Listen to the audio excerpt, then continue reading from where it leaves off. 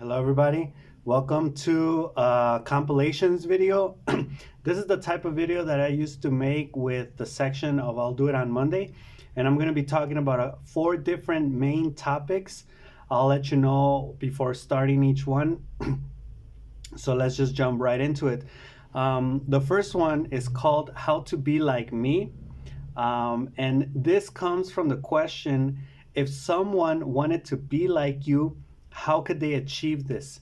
Right? Like, let's say you're a teacher, you're teaching someone. How can you, uh, not only teach them, but how can you come up with that life structure that you have had, like from your past, right? Now, this sounds a little bit like egotistical, or maybe like you're full of yourself, you're arrogant. But I think it's a very good psychological question that you can ask yourself to kind of understand like the experiences that you have been through, the different stages that you have been through in your life, right? Like, like how would you break down your your lesson plan? Like what would, like, let's say you get a bunch of students and they say we want to be like you, right? What would you teach them on day one, on day two? What would the exam be about, right? Like, and this is based on like basically personality and who you are, right? Like I was thinking for me, like in the beginning, because it's with your mom and your dad, you have to be loved unconditionally. And at the same time, I kind of got like recognition from others since I was the firstborn, kind of like from, the your cousins, your, well, I had older cousins, so like your cousins, your aunt, your uncle, your aunts, your uncles, your grandparents, your parents, right? So you kind of get this attention or this recognition, we can say. And you're kind of treated like you're kind of treated and seen as a gift from above, sort of say, right? Like a miracle, right? So you need to have that unconditional. That would be like the first thing that I would mention. Now, how to generate these situations or these experiences, that would be another level of actually developing like a class or a course for it. um, but that would be like the first thing, right? I'm going to talk about 7 steps in this case. Well, that would be like step zero. I have it here as step zero. And then you would need to recognize, after that, you would need to recognize your deficiencies. Basically, look at yourself as deficient, as lacking, right? You lack energy, you lack strength, you lack knowledge. And I, as a kid growing up, like not like my first couple of years, like probably like after my first decade, like when I was like 7, 8, 9, 10, 11, like around that age, 12, 13, I always felt like I lacked, like I was below average, right? Like I felt like kids my age were stronger, as boys growing up in the early 2000s. We there was like a lot of competition to see who was the toughest of the group of friends, right? Let's play arm wrestling. Let's see how strong you are, and I would always lose, for example. I felt like I lacked energy too, not motivation. I mean, now you could call it that, but back then, and I've always kind of referred to it as like energy and knowledge. Like I just knowledge, not really, but not, well, not like formal knowledge, like school knowledge, because I think I've always been good at school. Well, when I wanted to, I was good. But when I didn't want to be good, I wasn't good. But more like street knowledge, like that type of informal knowledge, social knowledge, right? Which I do know of it, but I feel like there's a lot of implied knowledge that is not taught, that is not even explicit, that people don't even know they know, but they just know how to operate like in the social world, right? Think of like rich people with a lot of connections. They weren't taught that, like not explicitly. They probably learned it from their parents and friends and whatever, right? So you're gonna see this a lot, like back and forth, like a moment of like a lot of love, showered with love, recognition, and then like this moment, my mom once said life's like a roller coaster. Sometimes you're up, sometimes you're down. And I've said that before. So a lot of that, right? But a lot of highs and lows. So after that, after you notice your deficiencies, a lot of recognition, or a lot of this recognizing your deficiencies, is actually going to take you to take bold action, to be defiant, to, basically, like, you've had enough of just sitting around being deficient. Like, you're actually now going to go out and do bad things, we can call them, right? Be bold, try bad things. This is like when I started hanging out with more people, and you see that which is cool and dangerous, and you do it, right? Now, nowadays, this isn't something that you would, the thing with, like, for example, what happens when someone starts drinking for the first time in their lives? Let's say they're like in the States, let's say in the States, let's just say it's a person that has never drunk before, and all of a sudden they go through a difficult time or a hard time, and they're old enough to drink. They're probably, let's say, 23, 24, 25, something like that, but they've never gotten drunk. What happens when they start drinking, right? How are they supposed to handle that? Because obviously that could end up in them getting killed, like in a car accident, intoxication. It could lead to many problems, right? But I think at the same time, and this is something that is not talked about in society, it's something that people go through. I went through it. You probably went through it. Everybody goes through that, right? So, what better way to have guardrails for that type of stuff, and kind of say, like, okay, yeah, like, you do it, you get sad and you drink. Let's talk about what to do, what to drink, who to drink with, like certain conditions that will keep you safe, right? Of course, all of that should be done at home. But then if you talk about it in public, people are going to be like, no, you shouldn't even do that. Yeah, you shouldn't, but people do, right? Alcohol is there, cigarettes are there. What was I think? Oh, yeah, guns are there, right? Like, what's the deal with guns, too? Um, but anyway, after living that type of, rebellious moments, you go back to being, now you go back to, or now you go and you are going to be alone. You're going to be by yourself. And you throw yourself into books, into studying. And in this case, what I did is I threw myself into basic psychological ideas, concepts. I took 3 semesters of psychology. And you basically focus, as they say, on yourself, Um, I had to do it because I kind of didn't have another choice, right? But I think it's also a necessary, essential part of human experience, that, like, you're with friends, with family when you're young, and, like, in your 20s, you kind of hit this stage where you're basically alone, and you have to deal with life, alone. You have to live alone. You have to pay rent on your own. You have to make your own food or get your own food on your own, right? Like, these types of real life things, right? Not that, like, oh, let's, have roomies, and, no, like, on your own, handling bills, working, studying, right? And after that, you go and be bold again, right? This would be like the next stage, and you try bad things again, but now more on the professional work side of things, right? And in professional settings. So this is where, like, your colleagues become like your second friends, or your second nature friends, right? Since you're working so much and you spend so much time at work, you develop friendships, relationships at work, and you guys go out to the bar, to the club, to restaurants, to eat, to talk, to chat, right? You actually start having friends from work, right? And those become, like, basically the people that you spend this time of your life with, because you are spending time with them at work, right? 8 hours, whatever, how many hours you're working, 10 hours. And after that, you go ahead and you be alone again, right? Now, being alone is really important. It's the worst experience, it's the worst thing that you can think of.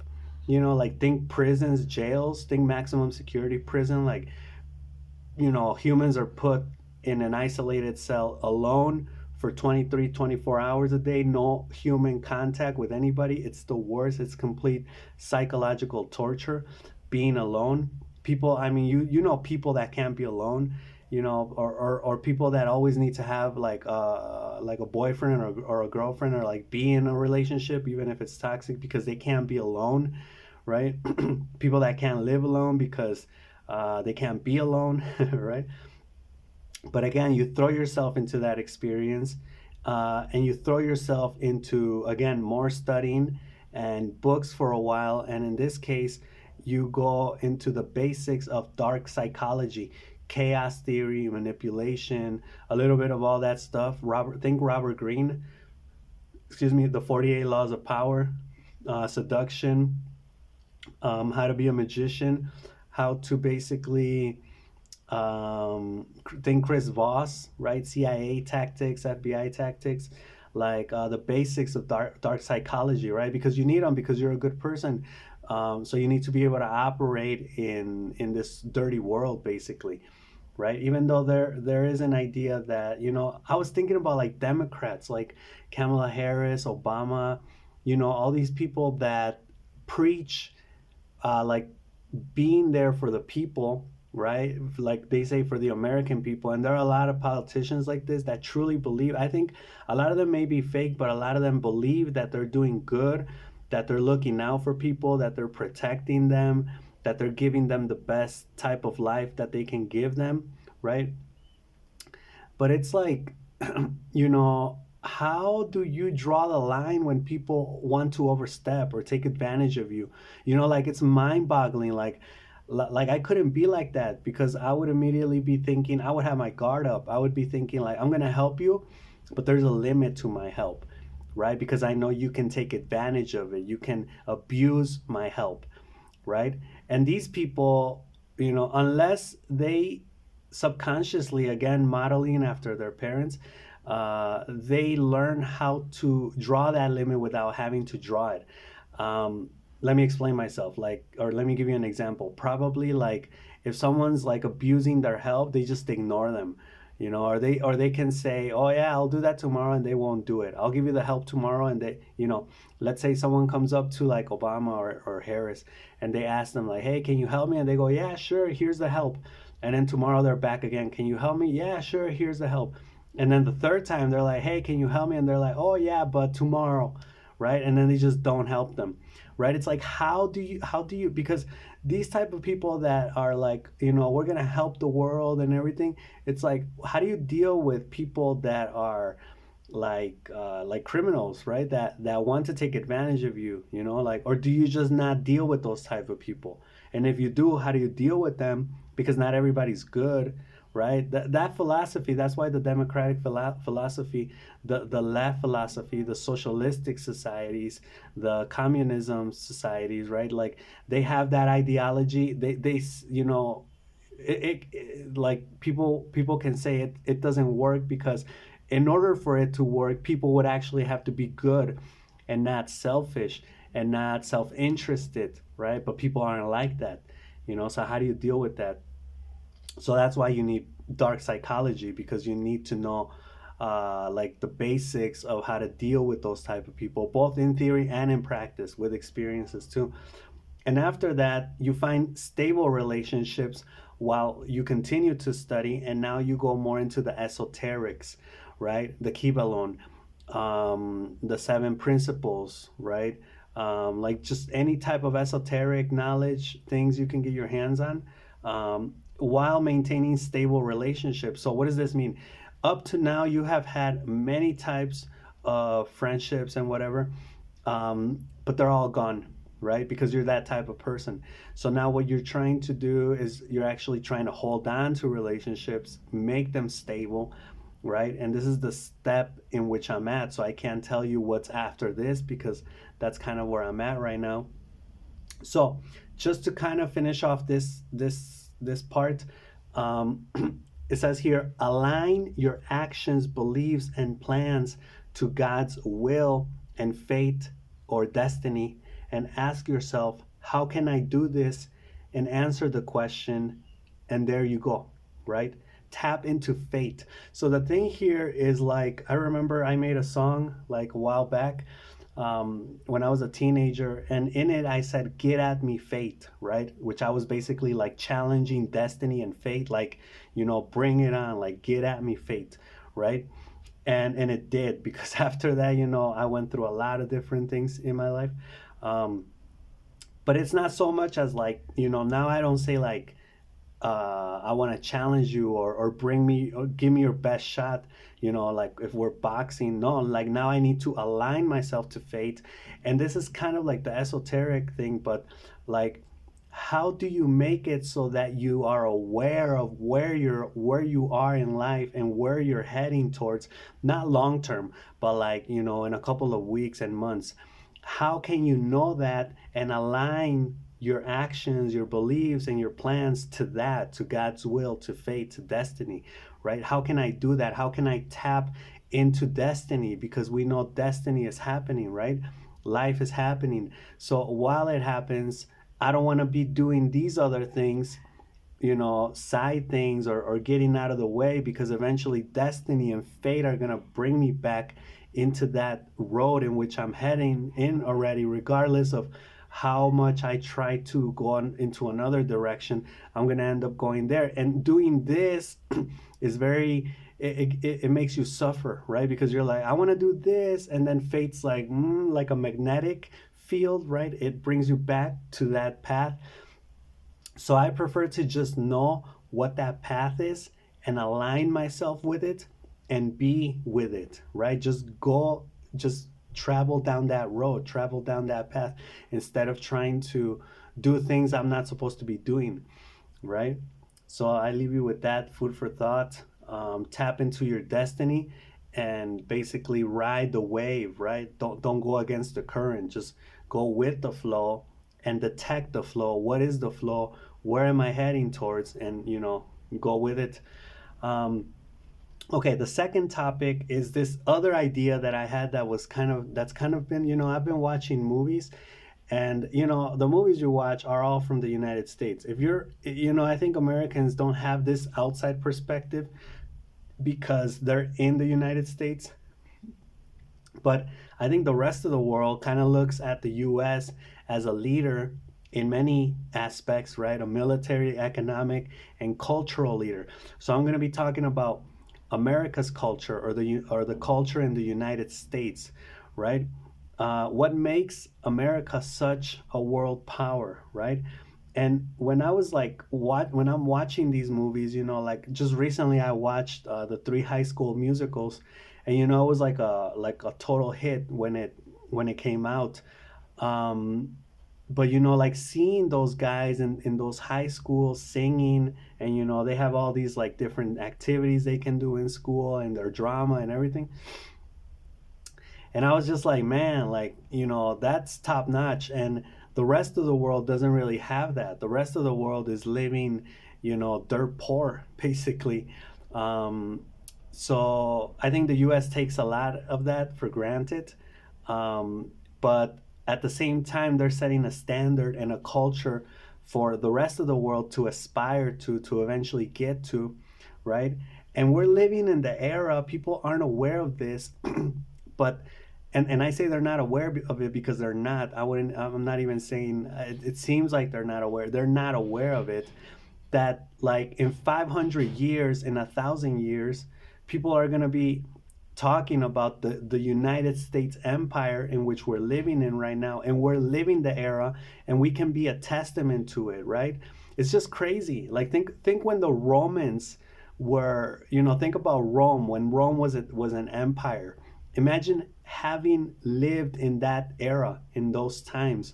Or imagine like when the Egyptians, or when the British Empire was at its, top. Imagine having lived in that era.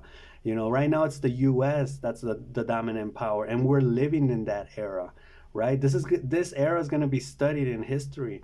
It's crazy. Um, so yeah, you see a lot of this in like movies, ideas, culture, Hollywood. I'm going to be talking about that.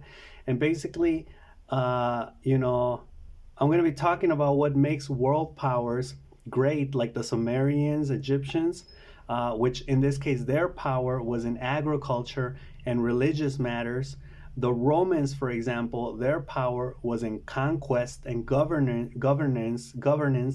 The Muslims and the Ottoman Empire was also, their power was also in conquest and religious influence. China has been a regional power for centuries, millennia, right? But it's emerging currently.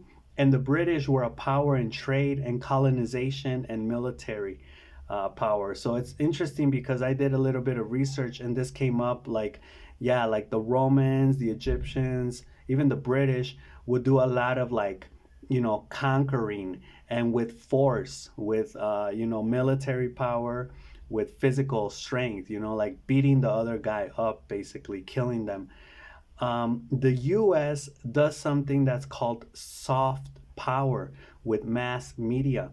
So we're talking, Hollywood, movies, music, like putting all, like, think about paparazzis, right? Like Bollywood has been doing this. But like you get a group of friends and you put one of them like in the center and the rest of them, you give them cameras and you just have them like, snap a bunch of pictures of them while you record that, and you automatically make that one person popular to the rest of the world, right? They're innovative, right? Obviously, they have military power. Kamala Harris just recently said this in the debate against Trump. She said NATO is the greatest military alliance the world has ever known. Think about that. That's crazy because I mean, like in the Roman times, in the old times, in the times of knights and chivalry and all that stuff, you had people that wanted, with Napoleon, for example, you had people that wanted that power. Now we have at this current moment we have basically, unless like one day like a lot of different other countries militaries powers like come together like BRICS with Brazil and all those other countries, but unless they all come together, they run the world right now, and they're passive to a certain extent. They don't use brute force like back in the day, that they would just like, you don't do something, we're gonna kill you. Now it's more like psychological, soft, as they say, and I find that to be crazy. And NATO, militarily speaking and historically speaking, NATO is like historically the like it says, the greatest, the strongest.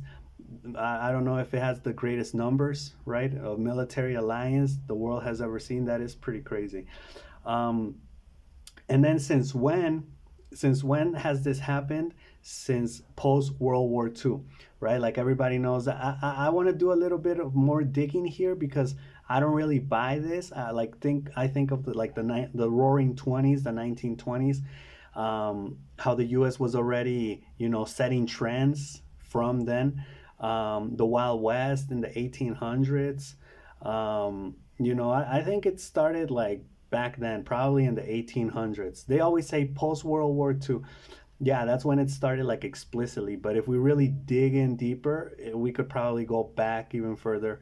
It wasn't like the US was just hanging out like the rest of the countries, and then post World War II, it decided to become a superpower. Like, no, like they were already working on that like before World War II, right?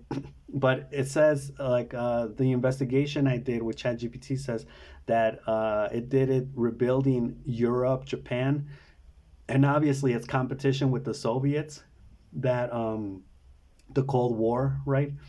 And also, cultural diversity is a very strong point because the United States is a melting pot, so it has people from different countries flooding into it, immigration, right? So, all of that cultural diversity makes it like a very diverse country, even though I think Mexico has more diversity than the States, I think. And there are other countries that are more diverse, that culturally speaking, than the US. Like I think India is very culturally diverse, and like other places like that. But yeah, I mean that is a strong point because you basically have the best of the best in the world going to the US, right? Like a lot of like Viktor Frankl, Albert Einstein, they went there, during World War II or before World War II because they were afraid of like the Nazi regime. So yeah, all these people that are from other parts of the world, if they want to excel or succeed in what they're doing, They just go to the States and they're able to do it there. They say that it's supposedly because of the copyright and because they actually have, they enforce and reinforce, they enforce the law. You know, it's not like in other places that they just have the law, but like as a surface thing and they don't actually enforce it, right? And again, the US uses indirect economic and cultural means, soft power, right? But I still think it's crazy the idea, and I would love to dig in deeper or discuss it with someone. Just the idea that the US, that we're living in the time of the US empire, right? As a world, as a world community. Okay, the next topic is heuristics is a failed logic, and I'm going to be speaking a little bit on Karen Horney's theory, Horney, yes, which I found to be very, very interesting. So heuristics, first of all, I've made a video on this before. Heuristics are mental shortcuts that we take, and they can basically end up being like superstitions, like knocking on wood, right? Or don't allow a black cat to cross your path, right? Heuristics are basically the opposite of the scientific method, right? When we're talking about scientific method, we're talking about causality, right? Cause and effect. This causes this, right? Cause and effect. And when we're talking about heuristics, we're basically talking about association, correlation, and casuality, right? Which is like, like connecting dots, but it's not really that one thing affects the other, right? It's just that they're kind of there. There's a lot of examples for this. Like one of them is, like they said in the U.S., there are places. I read this in some book, I think for economics. There's a place in the U.S. or supposedly places where there are more gun shops, there are more churches. So then the correlation there is that places that have more churches have more violence. Religion causes violence, right? Which could seem true, but again, heuristics. They're not factoring in other things like poverty, education, right? So it's not cause and effect, even though it may seem like it, right? It's not scientific. Like if you heat water to certain degrees, it boils, right? That's scientific. That's cause and effect, right? All these other things are like correlations, and that's where we can distinguish and we can apply logic to see how people fail to think correctly, basically, right? So I'm going to give you some examples here because I asked ChatGPT give me some examples of this. Like I was simply following orders. Let's say there's a problem and someone justifies themselves by saying I was simply following orders, right? This is using heuristics to avoid responsibility, basically. So this is appealing to authority, right? Or you can say it has never happened before, or it had never happened before, right? Or this type of problem only happens in big cities, not in small cities like ours, right? This is called representation, right? And this is using representation, which is you can almost call it like a logical fallacy, right? Because it doesn't apply. You should have been prepared because it can happen, right? In this case, let's say like there's an accident at work or something like that. Another one is I don't believe or feel it is a big deal. This is appealing to affection, right? You see there's a clear problem and your heuristics, your mental shortcut is saying, well, I feel, right? It's not a big problem. It's like, why don't you take a look at the real situation and what's really happening, right? And I'm guilty of this one right here. This is how things have always been, appealing to status quo when things really need to change, right? Which I would say I'm pretty clear when I can tell when things do need to change and when they don't, right? But I do appeal to status quo because I like the status quo. I think if it's not broke, don't fix it, right? So this is how things have always been. Don't move things around. Just leave them as they are, right? But there's this next one everyone's guilty of, and I could say except me, or a lot of people are guilty of this one, and I try not to be guilty of this one. Everybody agrees, right? I think I saw an example somewhere where they would say, well, this student of mine gave an example, like let's say at work, you're in a meeting and everybody agrees that the company should get Starbucks coffee every day, which is going to be expensive and it's going to affect a lot of different things. Well, the boss, according to this logic and democracy, would have to do it because everybody agrees, right? Well, no, we know it doesn't happen like that. It doesn't really happen like that. And this could go for many other reasons, right? Group thinking is toxic, and it's not, it's a logical fallacy, right? Again, it's the popular appeal because everyone's doing it, because everyone's saying it, because everybody, agrees with it, whatever. So this is why hard work, and this was kind of an idea that I had, is kind of pessimistic. Um, and I think with this, I'm going to get into Karen Horney. This is why hard work and sticking to a plan doesn't guarantee success. Because there's this idea right now, this crazy mad idea, which I think is toxic, that you need to make an effort. You need to wake up at 5 in the morning, eat healthy, go to the gym, work on your goals every single day, like a slave, basically, in order to have, you know, multi-million dollar cars and houses and a lifestyle that is like Instagram, right? That you can just be living it up. Like you want to have that nice life. You need to get up at 5 in the morning, read books, go to the gym. It's like, no, like chill out. Like that's heuristics 100%. And I've made videos on that too, of this meme between two guys, one of them looking cool and the other one looking dumb. And you know no, effort is not proportionate to success rate, right? Because there are other factors such as opportunities, resources, and luck. Yes, my friends, luck. You could try so hard for so many years and you're just gonna be, and you're just gonna get frustrated, man. You're gonna get stressed out. You're gonna give up. You're gonna, want to do something crazy because you've been working for so long and it's going to be justified, but the logic is wrong. It's a fallacy, right? If I say I'm going to work on my dream so hard, to achieve it, and then you don't achieve it, and probability is that you probably won't achieve it, right? Because those that do achieve it, they had resources, they had the right connections, they got lucky, right? It could be as simple as that. So I'm not, I used to believe in this, and this isn't really like a good message for the youth, but it is realistic. And it's mainly, when you're young, I believe you do have to have that. I'm going to get into that with Karen Horney right now, but you do need to have that Carl Rogers self-actualization mentality. Like even though I kind of think like, kids that are like teenagers that are like thin or healthy or fit don't really need to be like working out, but like you can if you want, I guess, whatever. I think you actually need to work out when you get older, right?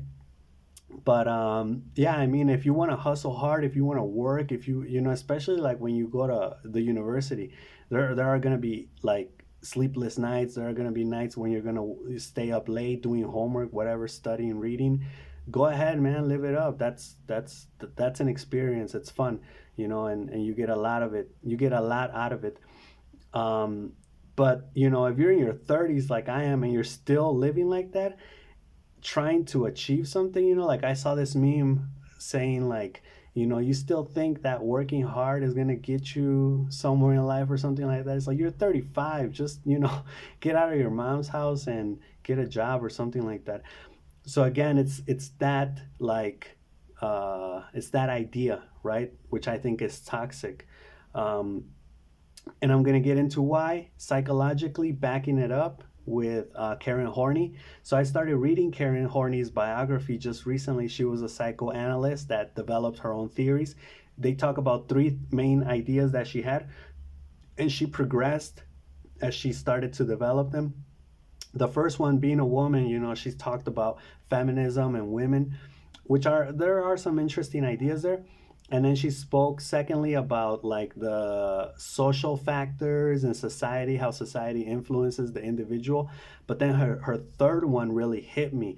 And you could see her progress, right? In her, like they call her third idea, the most mature, because it was actually the last one that she developed, like I think before she died or something like that. But it's basically she pins up the real self versus the ideal self from Carl Rogers, right? And she says that seeking glory due to the ideal self, right, which Carl Rogers talked about there being a gap, and the bigger the gap, the more you suffer, right? Because there's the real you and there's the ideal you, and when you try to be that ideal you, you get happy. But if you are further away from it, further away from your dream, from who you think you're supposed to be, right, you suffer more. Expectations, right? Again, that's having expectations. So she says seeking glory due to ideal self causes neurotic pride, first of all. So you think you're better than other people, you think you deserve more than other people, right? It's neurotic, like from Neurotics Anonymous. You get proud, right? And she says that people actually swing from in this pendulum between like neurotic, megalomaniac, pride, to like feeling like shit and miserable and feeling like you're the scum of the earth, right? Like you swing back and forth between those two things. I'm a testament to that. Yes. So I'm kind of trying to get away from that. That's why this theory was like perfect for me. Like reading it, um, you hate and you loathe yourself, right? Because you are not that, right?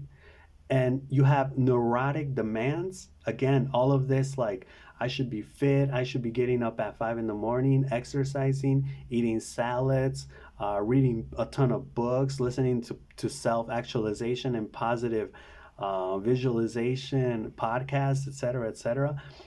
Neurotic demands, right? And the tyranny of duty, which she says kills freedom, right? Like just spontaneous freedom, like being able to do whatever you want, right?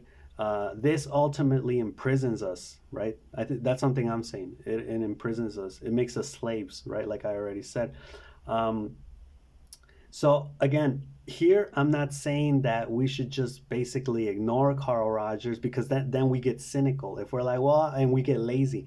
If I say, well, I'm not going to achieve anything, I don't care about anything, whatever. No, it's not like forget about my ideal self. It's about bringing your expectations down, making that ideal self a little bit more realistic, more realistic than ideal. Because it's good to have, your real self and your ideal self, but the ideal self should be tied in to the real self. It shouldn't be like all the way out there, right? And I've said this before, and I'm kind of contradicting myself, because I've said, aim for the stars so you could land on the molehill or on the hill. But here I'm saying, I believe that when you're young, right? When you're like 17, 18, 19, or in your 20s, go ahead, do that, work hard. But if you've been working hard, or if you've been doing whatever you've been doing throughout that time, and you hit your 30s and you're still not there, it's kind of like, well, maybe you should reevaluate your life and, have that ideal you, but have it be closer to reality. Now, I'm a person that doesn't really try to just say vague shit just to say it. I like to actually say something and explain what I mean by it. If you ask me what I mean by any, or what I mean with what I say, I can explain to you, because I believe in thought, not just saying stuff like a politician. Karen Horney in this case battles Carl Rogers, right? That's kind of funny, but she really doesn't. But I think she kind of does. And I wanna tell you what I think realistic means. Realistic means not that far from reality. So think about like when you have dreams, or you have this ideal you, and you think so far out of your current reality, right? And being realistic, having realistic goals, is instead of thinking that you're going to be some famous rapper or soccer player just because you play soccer or make rap music as a hobby, and beyond that you have nothing else realistically in your life. Set like other realistic goals, right? Like if you're already, like in my case, like a teacher, maybe say, realistically my ideal self would be teaching other subjects or would be having a couple more groups or things like that, right? Like work with your reality, right? It's basically what this means. Like make goals, but have those goals, um, basically filter them through your reality, right? Okay, and the last thing I'm going to be talking about is cool. Now, I have this idea that I got from watching an episode of Abbott Elementary. I recommend that series, it's pretty funny. And in Abbott Elementary, Gregory, one of the teachers, becomes a cool teacher, right? Because the students start to hang out in his classroom during lunch, and he's just kind of annoyed by it. It's kind of funny, but they're like talking to him about their relationships and girls and things like that because they're all guys. And I found that to be a little bit funny, but you know, more interesting than that, I found the idea of being cool like more of an American idea, more of an idea from the US and not so much from Mexico, for example. So then I got into like I want to talk about what are the elements of cool and what is cool? What is the definition of cool? So I asked ChatGPT, and again, I could do more research on this later on. I'm talking to you, my future self, if you're watching this video. But according to ChatGPT, it is a fluid and context dependent personality trait. It has confidence without arrogance, and people see you as being in control of your emotions. You're authentic, and basically those type of people know how to communicate. They're clear, right? So other people basically understand them, and they're understood, and they know they're understood, right? And they also know how to read a social room. You need peer approval. So being cool depends completely on peers, on the people that are around you. And you need to make it look, or you need to make it effortlessly, right?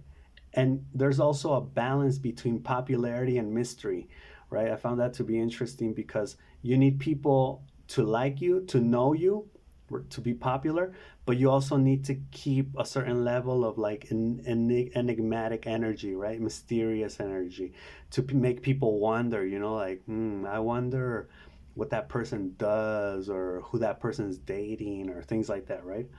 Now, I asked ChatGPT, why is it hard for this phenomena phenomenon to happen in Mexico? Because in Mexico is not that common. And I think it's because people are more practical and they don't worry so much about making friends. I have this idea too that like in the States, I don't know about right now, but like in my time, like in 2004, 5, 6, 7, you could just make friends because you like people. And now it's like you make friends because you need something from them, right? So it's like a very pragmatic perspective. Like, I need you for this. You're my friend because you're a doctor, and one day I could need advice or I could need you for something health related, right? It's like, what? Like, you just don't hang out with people just because you like them, right? Um, so this forces you to have to talk about yourself again. Oh, yeah, and this idea about how I also have this idea about how people, for example, people that like to meet new people, like people, they say, I like to meet new people. I like to constantly, and it's like, what do you do when you meet someone new? It's kind of fun because you have to talk about yourself again because you have in the past. You have to tell them about your life experiences. You have to hear a person's life experiences. But more importantly than that, you have the freedom to lie or twist the facts that other people know about you, right? Do you take that opportunity, or are you real and just say? I think inevitably we do make adjustments and changes every time we meet a person and we tell them about our lives for the 100 200 time, because we've already done it with other people that we have met in our past, right? But I found that to be interesting. Now, I also thought about this idea how people tend to have problems with their families, right? With their family members, and or just people that they know, that they've known for so long. And maybe it's because with them you need to be consistent. You can't change, you can't make up a new personality, you can't twist the facts and they're going to believe you because they don't know you. Your family knows you, your friends that you have had for years, they know you. You can't lie to them, right? So it's like, do people prefer to meet new friends because and stay away from people that know them because then they get to reinvent themselves? And what about people that prefer to be with people that know them and not meet new people because they don't want to reinvent themselves or because they don't want to talk about themselves again, right? I just found that idea to be a little bit interesting. But anyway, the Mexican culture is collective, so standing out is not encouraged in relation to the cool idea, while the US is individualistic, which values self expression. That's what ChatGPT said. Social expectations in Mexico are also stronger, while in the US, its social norms are more fluid, right? It is on the cutting edge of a lot of things culturally, like with the LGBT movement, with the trans movement, right? So it's always like pushing the bar, pushing the barrier, thinking outside the box, which I think is very, I think having that culture, imagine if all the countries were like the US, we could probably be, well, I don't know, because the US has its problems. But if we're talking about progress, only the US and like Europe and Japan are like, you know, really advanced societies or whatever, and the rest of the country is like third world, right? So it's like um, Mexico is conservative while the US is liberal, right? Even though the US has a conservative party, the Republicans, they're liberal compared even the most hardcore um, well, I don't want to say that, but Republicans or people from the right in the U.S. are still liberal compared to other conservatives or really conservative people in the rest of the world, right? Not everyone, but like it's kind of if you give me, that's kind of the idea. Okay, then Mexico has strong ties to indigenous traditions and colonial history. It does, like if you go downtown to any city, any main city in Mexico, it has like its colonial look, right? And I guess that's for tourism or for pride. I'm not really sure what that's for. And the US, while the US sets the trend for global popular culture, right, including fashion, music, film, and social media. And finally, being cool has an element of rebellion in it, right? Which is not well seen in Mexico. You'll get criticized, you'll get excluded from the social group if you are in any, um, because that's not, being authentic, being yourself, self expression, expressing yourself and, doing original things is not well seen in Mexico. You have to kind of like fall in line, and do what everybody else is doing, or, um, you're going to feel bad because people are going to like shame you, basically. So Mexico also has its emphasis or makes emphasis on modesty and takes self promotion very seriously, right? So you can't really be doing that. So yeah, I thought these were like kind of interesting topics just to kind of talk about them. I haven't been able to, well, I have been able to make videos, but I don't know why I really haven't been working on it. So I thought I'd just put all of these ideas together in a compilation video and give you the video like this. So I hope you enjoyed it. As always, if you have any ideas, suggestion, comments, leave them in the comments box, in the comment box. And that's all I got for this video. So I'll see you in the next one, all right? Peace. Well, you're gonna see me like shut it off. So see you later.